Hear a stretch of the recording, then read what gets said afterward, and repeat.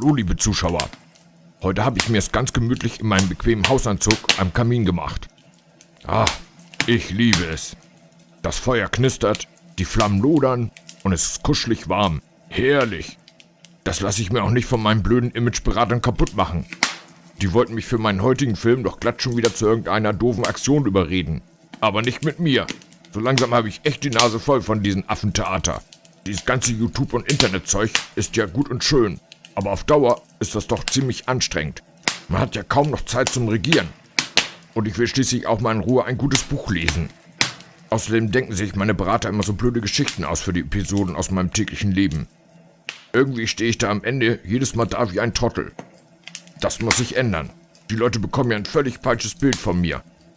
Meine Berater behaupten natürlich, das wäre völliger Quatsch. Und mein Image wäre seitdem besonders gut. Pah, wer es glaubt. Wenn es nach denen ginge, hätten die aus optischen Gründen vorhin sogar noch ein Bärenfell vor dem Kamin gelegt. Das sagt doch schon alles. Ein Bärenfell. Hallo? Geht's noch?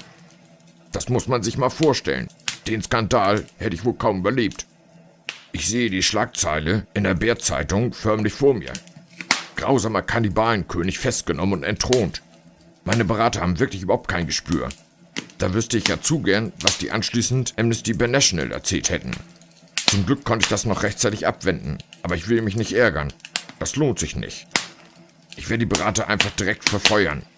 Ich meine natürlich feuern. So, jetzt lese ich aber erstmal mein Buch weiter. Und nicht vergessen, wenn euch mein Film gefallen hat, gebt mir bitte wieder einen Daumen nach oben. Teilt die News mit anderen und abonniert meinen Kanal. Vielen Dank dafür. Tschö.